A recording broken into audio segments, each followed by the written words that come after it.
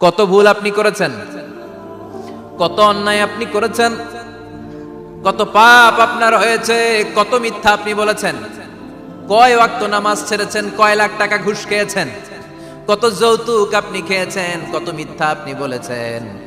আপনার পাপ যত বড় হোক, যত বিশাল হোক, যত বেশি হোক, আল্লাহর দয়ার পরিসীমা তার চাইতেও বড়।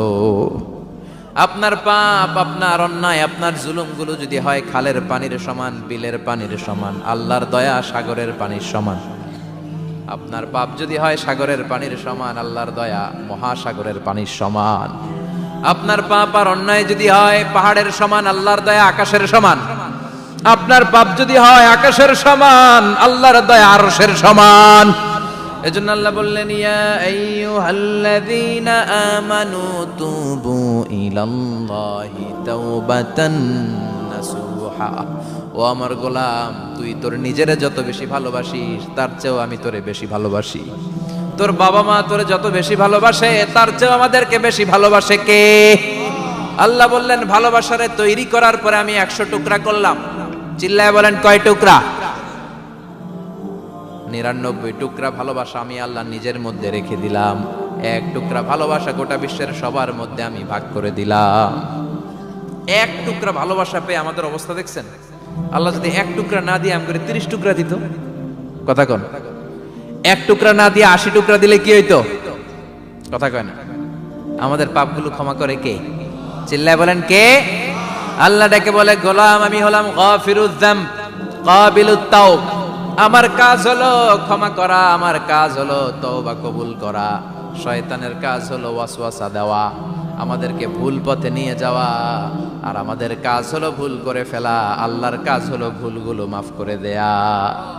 আল্লাহ ডেকে বলে, গোলাম তোরা যদি ভুল না করতি, তোরা যদি পাপ না করতি, তোরা যদি অন্যায় না করতি, তোদেরকে ধ্বংস করে দিয়ে এমন একটা জাতি আমি এই দুনিয়ার বুকে তৈরি করতাম যারা সকালবেলা ভুল করে দুপুরে মাফ চাইতো, দুপুরে ভুল করে রাত্রে মাফ চাইতো, আজকে ভুল করে আগামীকাল মাফ চাইতো। আর আমি আল্লাহ গুনাহগুলো তাদের সব ক্ষমা করে দিতাম।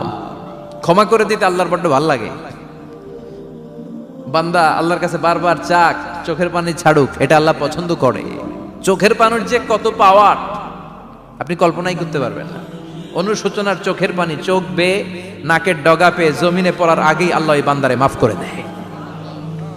বিশ্বনবী ডেকে বলে, ও আমার উম্মতেরা শোনো, আল্লাহর কাছে দুনিয়ার মানুষদের 2 ফোঁটা পানি সবচেয়ে প্রিয়।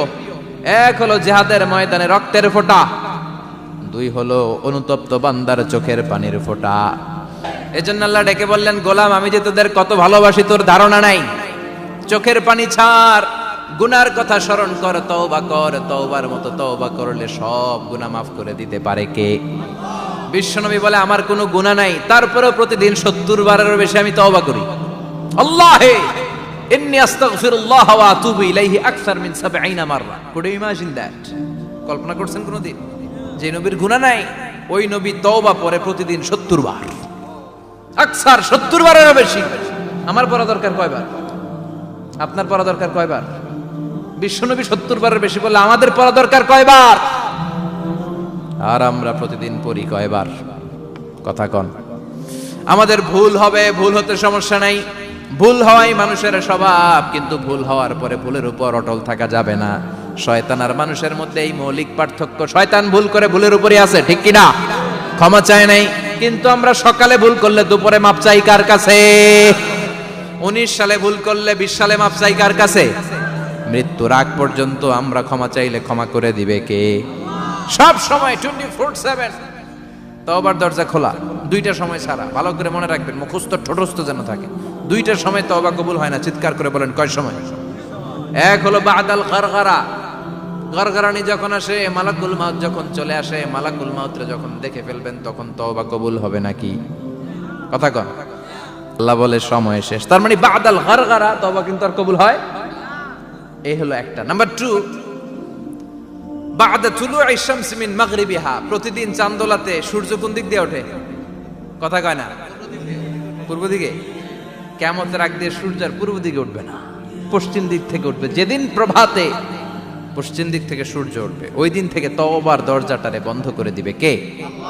তার আগ মুহূর্ত পর্যন্ত জীবনে যত গুনাহ করেছি, অন্যায় করেছি, চোখের পানি ছেড়ে ক্ষমা চাইলে ক্ষমা করবে কে? শয়তান আল্লাহরে চ্যালেঞ্জ দিছে, আল্লাহ তুমি আমারে জাহান্নামে পাঠাবা, আমিও তোমার বান্দা করে লয়ে একসাথে জামাতে ঢুকমু। একা ঢুকবো না, একা যাব না, তোমার বান্দাদেরকে সবগুলারে জাহান্নামী বানায়া তারপরে ঢুকমু। তোমারে চ্যালেঞ্জ দিলাম, একটারও জান্নাতে ঢুকাইতে পারবা? আল্লাহকে তুই আমার চ্যালেঞ্জ দিলি? আমি তো সব রাজার বড় রাজা, মহারাজা, আমারে চ্যালেঞ্জ দেশ, এত সাহস পাইলি কই? তুই আজীবন ওয়াসওয়াসা দিয়ে পাপ কাজ করাবি, একদিন তাফসীর মাহফিলে এসে আমার বান্দা ক্ষমা চাবে, আমি মাফ করে দেবো, তুই কি করবি? আজীবন অন্যায় করবে, আজীবন পাপ করবে, জুলুম করবে, একদিন চোখের পানি ছেড়ে আমার কাছে কান্নার মতো কান্না করলে আমি সব গুনাহ মাফ করে দেব। এজন্য আল্লাহ বললেন, ইয়া আইয়ুহাল্লাযীনা আমানু তুবু ইলাল্লাহি তাওবাতান নাসুহা। ভুল করেছো, তওবা করো, মাফ করবে কে? সাইয়েদনা আদম আলাইহিস সালাম ভুল করলেন, দুনিয়ায় এসে শত শত বছর কাঁদলেন, কিন্তু ক্ষমা হয় না। আল্লাহরে বললেন, আল্লাহ কি করলে ক্ষমা পাবো বলো? ফাতালাক্কা আদামু মির রাব্বিহি কালিমাতিন ফাতাবা আলাইহি। আল্লাহ বললেন, ও আদম, তোমারে কিছু কালেমা শিখায় দেই, এই কালেমাগুলো দিয়ে আমার কাছে দোয়া করো, ক্ষমা করে দেব। আল্লাহ শিখায় দিলেন, ও আদম, দুই হাত তুলে চোখের পানি ছেড়ে আমার কাছে পড়ো, রব্বানা, পড়েন, রব্বানা যালামনা আনফুসানা ওয়া ইল্লাম তাগফির লানা ওয়া তারহামনা লানাকুনান্না মিনাল খাসিরিন। এটা শিখাই দিয়েছিল আল্লাহ। আল্লাহ, আমি জুলুম করেছি, অন্যায় করেছি, ভুল করেছি, পাপ করেছি, তুমি যদি ক্ষমা না করো, ক্ষমা করার কেউ নাই, ঠিক কি না? আমরাও পাপ করলে এই দোয়াটা পড়ার দরকার আছে না নাই? 5টা শর্ত সাপেক্ষে আমাদের তওবা কবুল করবে কে? তওবা কবুল হওয়ার কিছু শর্ত আছে 5টা। কয়টা? চিৎকার মেরে বলতে হবে, তওবা কবুল হওয়ার শর্ত কয়টা? 1 নম্বরে হচ্ছে আল ইকরা, acknowledgement. You have to give the acknowledgement that you are the greatest sinner on earth. আপনাকে ঘোষণা দিতে হবে যে আপনি পৃথিবীর সবচেয়ে বড় পাপী। 1 নম্বর শর্ত, আপনি বলেন যে আল্লাহ, আমার চেয়ে বড় পাপী নাই, আকাশের নিচে জমিনের উপরে আমি সবচেয়ে বড় পাপী, এমন কোনো পাপ নাই যেটা আমি করি নাই, ঠিক কি না? 1 নম্বরে পাপের ঘোষণা দেন। 2 নম্বরে আন-নাদাম, নাদাম মানে repentance. You have to be repentant for what you have done. আপনাকে অনুতপ্ত হতে হবে, চোখের পানি ছাড়তে হবে। আল্লাহ, আমি লজ্জিত, আল্লাহ আমি নাদান, আমি পিশাচ, আমারে মাফ করে দাও। তার মানে স্বীকার গেলেন কি অন্যায় করেছেন। 2 নম্বরে আপনি অনুতপ্ত হলেন। 3 নম্বরে স্টপ, যেই পাপ করতেছিলেন ওইটা থামান। Stop what you have done, যেটা করতেছিলেন আগে থামান। আপনি সুদ খাইছেন, অনুশোচনা আসলো, মাফও চাইতেছেন, আবার সুদও খাইতেছেন, হবে? আপনি ঘুষ খেয়েছেন, তওবা শুরু করলেন, আবার ঘুষও খেয়ে যাচ্ছেন, হবে? থামেন, স্টপ। 3টা গেল। 4 number, to hate what you have done, ঘৃণা করতে হবে, যে পাপটা করেছেন মন থেকে ওই পাপটাকে ঘৃণা করতে হবে। 5 নাম্বার শর্ত হচ্ছে to determine that you never repeat this sin again in your life. আল্লাহর ওয়াদা দেন, কমিটমেন্ট দেন যে আল্লাহ, আমার জীবনে পারতপক্ষে এই পাপ জীবনেও করব না। চিৎকার করে বলেন ঠিক কিনা? তার মানে আপনি শিকার যান, তারপরে আপনি অনুতপ্ত হবেন, যে পাপ করেছেন থামিয়ে দিবেন, পাপটারে মন থেকে ঘৃণা করবেন, আর আল্লাহরে ওয়াদা দিবেন, আল্লাহ আর করব না। এই 5টা শর্তের আলোকে তওবা করলে জীবনের সব গুনাহ মাফ করে দিবে কে? এজন্য আল্লাহ বললেন, ইয়া আইয়ুহাল্লাযীনা আমানু তুবু ইলাল্লাহি তাওবাতান নাসুহা। তওবার মতো তওবা করো, সব গুনাহ মাফ করতে পারে কে? তওবা করবেন তো? রাজি আছেন? কবে করবেন? এই মুহূর্তে তওবা করলাম, এই মুহূর্তে আল্লাহর কাছে ক্ষমা চাই, আল্লাহ জীবনের সব গুনাহ মাফ করে দাও। আমাদের দেশে তওবা করার জন্য হুজুর লাগে, কথা কন, পীর সাহেব হুজুর, বড় হুজুর, ছোট হুজুর, হাফেজ সাহেব লাগে না? হাফেজ সাহেব, ইমাম সাহেব, এদের ছাড়া নাকি তওবা হয় না। না, এটা ভুয়া কথা। আপনি অনুতপ্ত হন, আপনি চোখের পানি ছাড়েন, আপনি আপনার রবরে বলেন, ক্ষমা করে দিবে কে? ইমাম সাহেব আসতে হবে শর্ত না, পীর সাহেব হুজুর এসে হুজুরের হাতে হাত রেখে তওবা পড়তে হবে শর্ত না। আপনার রবরে ডেকে চোখের পানি ছেড়ে ক্ষমা চান, ক্ষমা করবে কে? আর প্রতিদিন শতবার পড়তে থাকবেন আস্তাগফিরুল্লাহ। আওয়াজ করে সবাই পড়েন আস্তাগফিরুল্লাহ, আর জোরে পড়েন আস্তাগফিরুল্লাহ। বিশ্বনবী বলেন, মান লাজিমাল ইস্তিগফার জাআলাল্লাহু লাহু মিন কুল্লি দিকিন মাখরাজা। সব সময় ইস্তিগফারের সাথে যে লেগে থাকবে, রব্বুল আলামিন তারে 5টা জিনিস দিবে। কয়টা? কথা কন আরো জোরে, সবাই বলেন কয়টা? নাম্বার 1, জাআলাল্লাহু লাহু মিন কুল্লি দিকিন মাখরাজা। বিপদে পড়লে বিপদ থেকে উদ্ধার করবে কে? আমাদের তো কোনো বিপদ নাই না? আছে? কত বিপদ, হ্যাঁ? রাস্তাঘাটে দুর্ঘটনা হতে পারে, যে কোনো সময় ভূমিকম্পে পড়তে পারি, বজ্রপাত পড়তে পারে না, ঠেড়া পয়রা মানুষ নাই, আছে না নাই? এই বিপদ আপদ থেকে আপনারা রক্ষা করবে কে? যদি আপনি ইস্তেগফারের সাথে আঠার মতো লেগে থাকেন। কিসের সাথে? কথা বলেন। ইস্তেগফারের সাথে লেগে থাকতে পারলে 1 নাম্বার হচ্ছে বিপদে পড়লে আপনারে মুক্ত করে দিবে কে? 2 নাম্বার ওয়ামিন কুল্লি হাম্মিন ফারাজা, যে কোনো ধরনের টেনশন, হাইপার টেনশন থেকে বাঁচায় দিবে কে? আমাদের তো টেনশন মেনশন নাই না? আছে? লাইফ নিয়ে টেনশন, বাঁচার টেনশন, মরার টেনশন, ক্যারিয়ারের টেনশন, রাস্তাঘাটে যানজট এটার টেনশন, পুলিশের দৌড়ানি, র্যাবের দৌড়ানি, বাড়ির ভাড়া, গ্যাস বিল, বিদ্যুৎ বিল, ছেলে মেয়েদের লেখাপড়া, কত টেনশন। এই সব টেনশন থেকে আপনারে মুক্ত করে দিবে কে?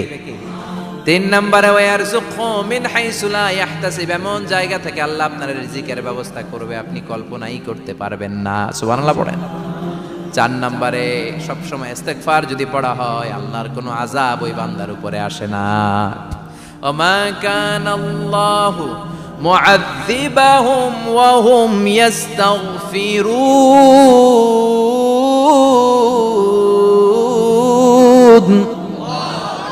যতক্ষণ আমার বান্দা আমার কাছে ইস্তেগফার পড়তে থাকে, আমার কোনো আযাব বান্দারে পাবে না। যতক্ষণ ইস্তেগফার পড়বেন, আল্লাহর কোনো আযাব আপনার উপর আসবে না।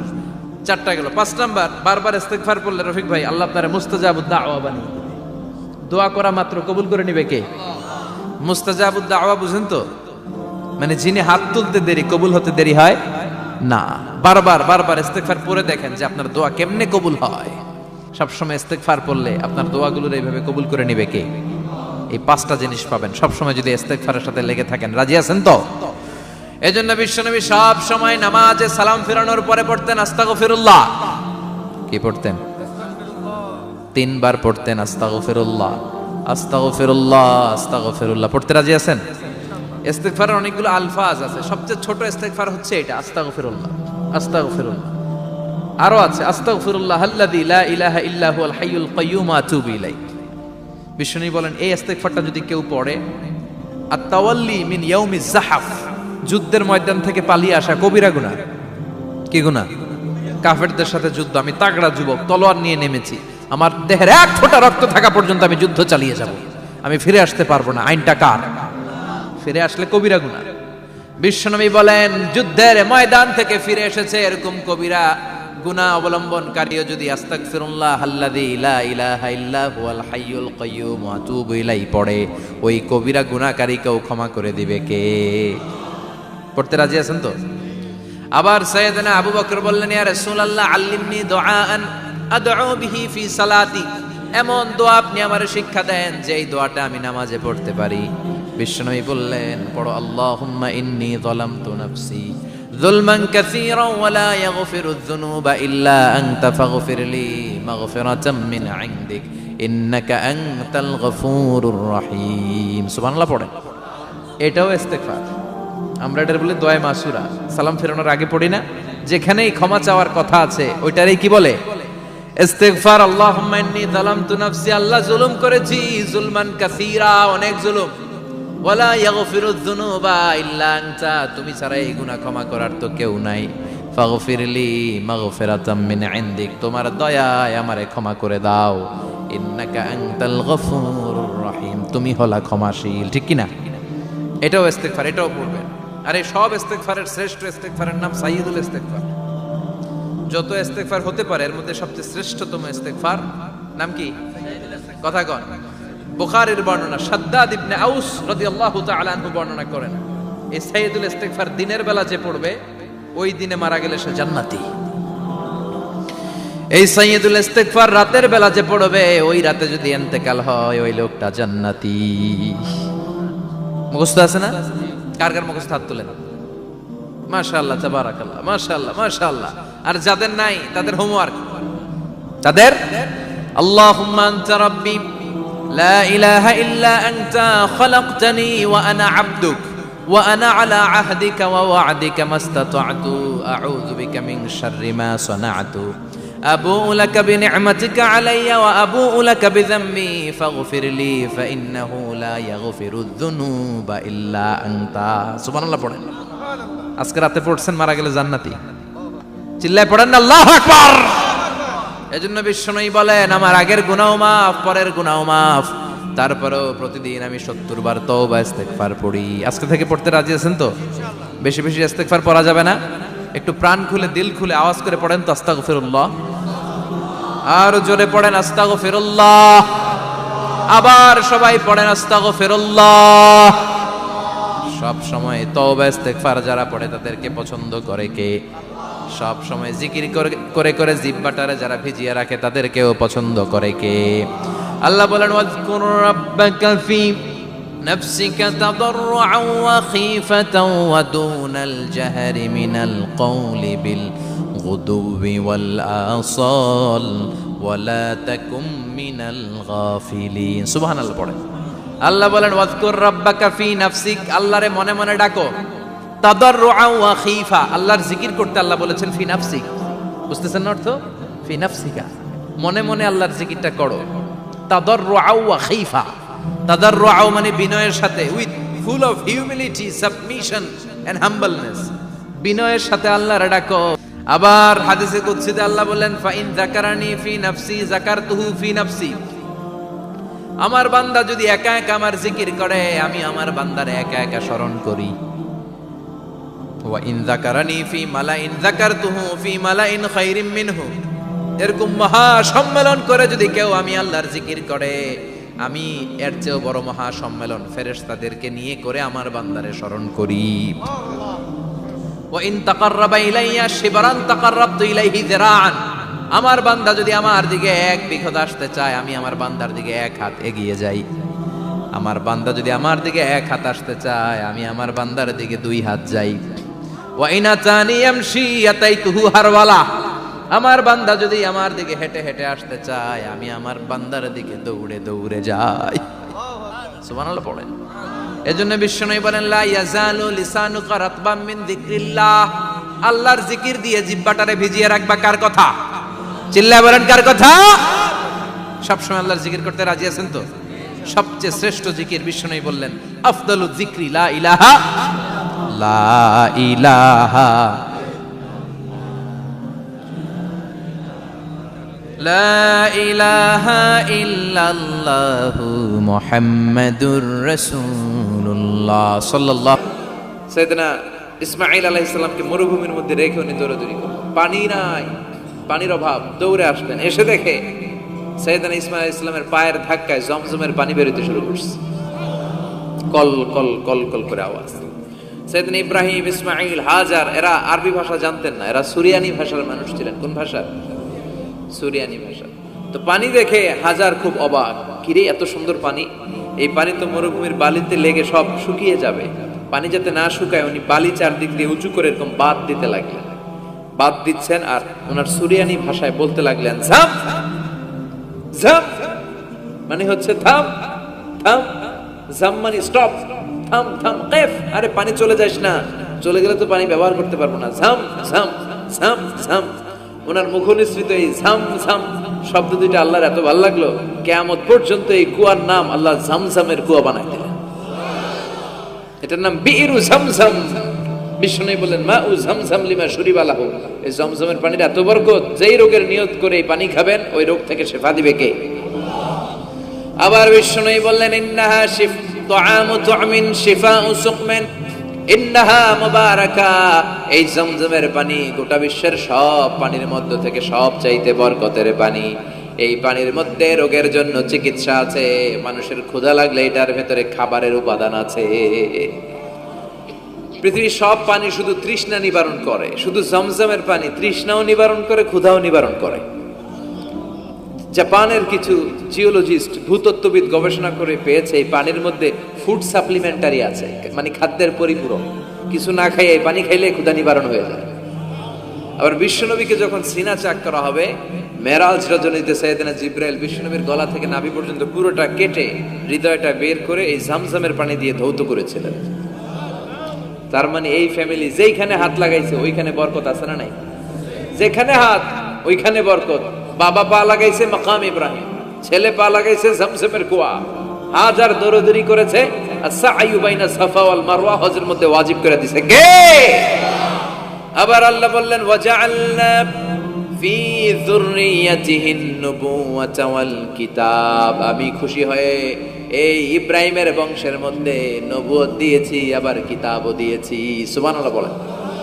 তিনি নবুয়ত দিয়েছেন। পৃথিবীতে যত নবী আসছে সব সাইয়েদনা ইব্রাহিমের নাতিপুতি। সব কি বিশ্বাস হয় না? এই পৃথিবীতে যত পয়গম্বর এসেছেন তার 99.99% নবীরাই ওনার ছেলে আর নাতিপুতি। চিল্লায় পড়েন আল্লাহু আকবার।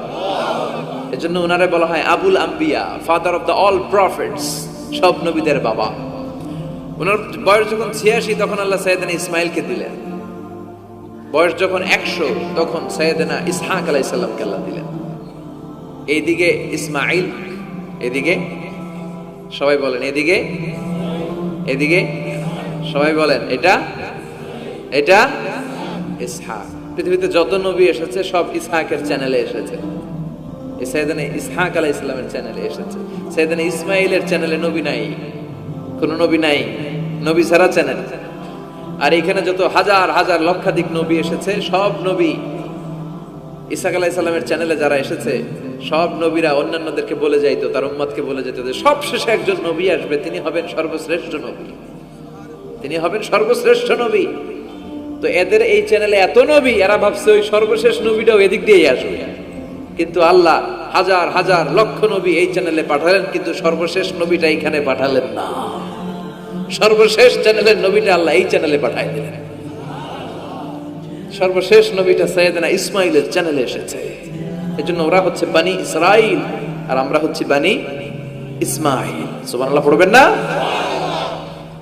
উনার ধর্ম, উনার চেইন থেকে ইহুদিবাদ, খ্রিস্টবাদ, ইসলাম, এই তিন ধর্মের জন্ম। ইহুদিবাদও আল্লাহর দেয়া ধর্ম, খ্রিস্টবাদও আল্লাহর দেয়া ধর্ম, কিন্তু আল্লাহর দেয়া শরীয়তের উপর ওরা অবশিষ্ট থাকে নাই, থেকেছে শুধু ইসলাম। ঠিক কিনা? এজন্য আমরা প্রত্যেক নামাজে পড়ি গায়রিল মাগদুবি আলাইহিম ওয়ালাদ-দাল্লিন। ও আল্লাহ, গায়রিল মাগদুব, যাদের উপর তোমার রাগ ক্রোধ, তাদের পথ আমরা চাই না, ওরা হলো ইহুদিরা। ওয়ালাদ-দাল্লিন, আর যারা ভ্রষ্ট তাদের পথও চাই না, এরা হলো নাসারারা। তিন ধর্মের গোড়া সাইয়েদনা ইব্রাহিমের সাথে লেগেছে। এজন্য এই তিন ধর্মকে একসাথে বলে কম্পারেটিভ রিলিজিয়ন, তুলনামূলক ধর্মতত্ত্বের ভাষায় অ্যাব্রাহামেটিক ফেইথ। কি বলে? অ্যাব্রাহামেটিক ফেইথ বলে। এজন্য ওনাকে বলা হয় আবুল আম্বিয়া। সব নবীরা এই চ্যানেলে এসেছে, তার মানে সব নবী সাইয়েদনা ইব্রাহিমের নাতিপুতি। আবার এই প্রতিটা নবীর জন্য আল্লাহ তাআলা আকাশ থেকে কিতাব নাজিল করেছেন। চিল্লায় বলেন ঠিক কিনা? আল্লাহ বলে ইব্রাহিম তোমারও আমি কিতাব দিলাম। সাইয়েদনা ইব্রাহিম আলাইহিস সালামের উপর কিতাব আছে না নাই? ওই কিতাবের নাম কি? কে পারে?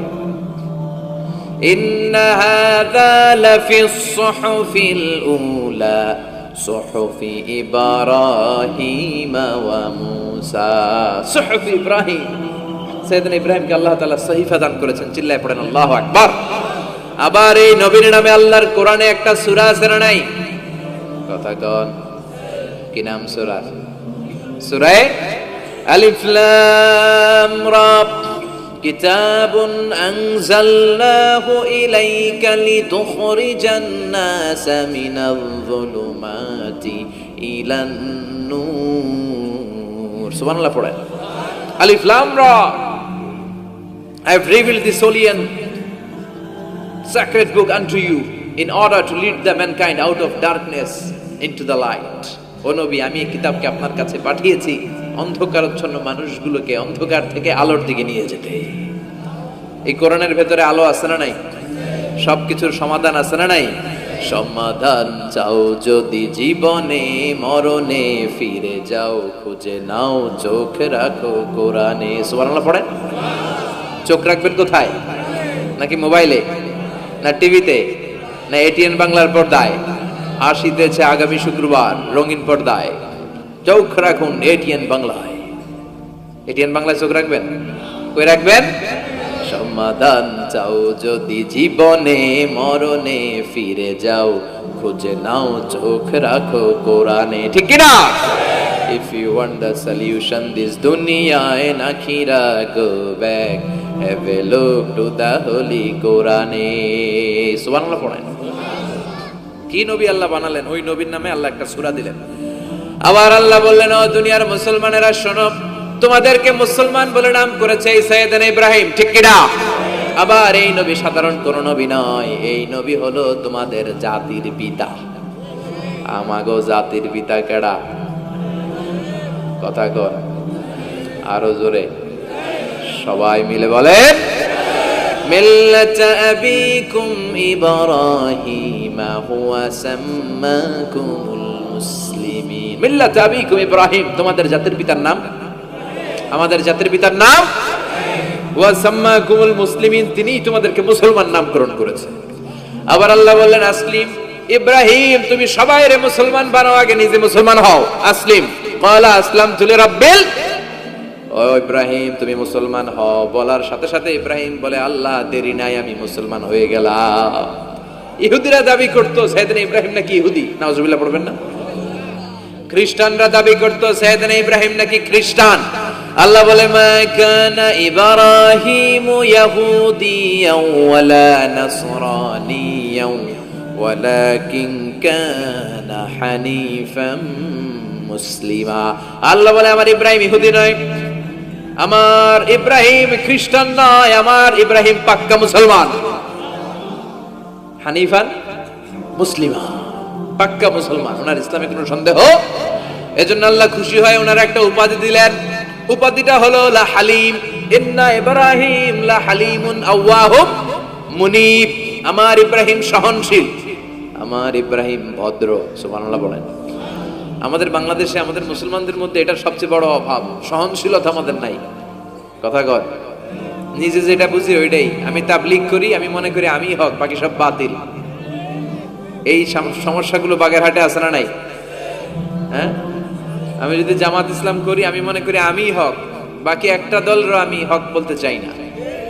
আছে না এরকম? আমি আহলে হাদিস, সো আমি হক, আর বাকি যা আছে সব বাতিল। আমি কওমি, তো আমি ভালো, আলিয়া সব খালিয়া। কথা কর। আবার আমি আলিয়া, আমি ভালো, কওমিয়া সব শেষ। এই ঠেলা ঠেলে এই দেশে আছে না নাই? এক ইসলাম, এক নবী, এক কোরআন, এরপরে সহনশীলতা নাই। সে অন্য নেশাবে পড়ুক, সে অন্য মতদর্শের হোক, সে তো আমার ভাই। সবচেয়ে বড় পরিচয়, সেও মুসলিম, আমিও মুসলিম। এই চিন্তাটুকু নাই। আল মুমিনুনা ইখওয়া, ব্রাদারহুড, ভ্রাতৃত্বের এই গন্ধনটা আমাদের মধ্যে নাই। আমরা একে অপরকে গালিগালাজ করতে দেরি করি না, একটু চিন্তা করি না। কাফের বলে ফতোয়া দিতেও দেরি করি না। কথা কন, ফতোয়া আছে না নাই? কয় তুই কাফের 10 কারণে, তুই কাফের 20 কারণে, তোর দাদা কাফের, তোর নানা কাফের, তোর পীর সাহেব হুজুর কাফের। আছে না নাই? তোর এই কাফের পীর সাহেব মারা গেলে, এই পীর সাহেবের যে কবরে শোয়ানো হবে, ওই কবরের উপরে যে ঘাস উঠবে, ওই ঘাস যে গরু খাবে, ওই গরুর যে দুধ খাবে, ওইটাও কাফের। আছে না নাই? খালি ফতুয়াবাজি। আল্লাহ বললেন, আমার ইব্রাহিম ফতুয়াবাজি করে নাই। ইন্না ইব্রাহিম লা হালিমুন আওয়াহুম মুনিব, আমার ইব্রাহিম ছিল সহনশীল, ভদ্র একজন নবী। চিৎকার করে বলতে হবে, ঠিক কি না? আবার আল্লাহ বললেন, আমার ইব্রাহিমকে আমি খলিল উপাধি দিয়েছি। ইত্তাখাযাল্লাহু ইব্রাহিমা খলিলা। আল্লাহ বললেন, গোটা বিশ্বের মধ্যে থেকে কাউরে আমি খলিল বলে গ্রহণ করি নাই, একমাত্র ইব্রাহিমকে ছাড়া। ইব্রাহিম আলাইহিস সালামকে ছাড়া কাউরে আল্লাহ খলিল বানাইছে? খলিল মানে বন্ধু, খলিল মানে, সবাই বলেন খলিল মানে।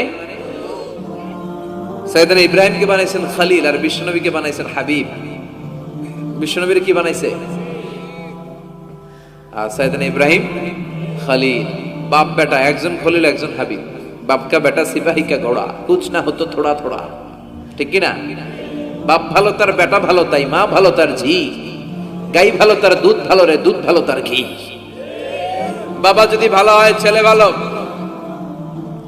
মা যদি ভালো হয় মেয়ে ভালো, গাই যদি ভালো হয় দুধ ভালো, দুধ ভালো তো ঘি ভালো। কথা বলেন। যেমন বাপ তেমন বেটা। বাবা হলেন খালিল, ছেলে হলো হাবিব। খালিল মানেও বন্ধু, হাবিব মানেও বন্ধু। খালিল মানে এমন বন্ধু যেই বন্ধু আল্লাহরে খুশি করার জন্য কাজ করে। কথা বুঝতে হবে। খালিল মানে এমন বন্ধু যেই বন্ধু আল্লাহরে খুশি করার জন্য কাজ করে। আর হাবিব মানে এমন বন্ধু যেই বন্ধুরে খুশি করার জন্য আল্লাহ নিজেই কাজ করে। কার দাম বেশি?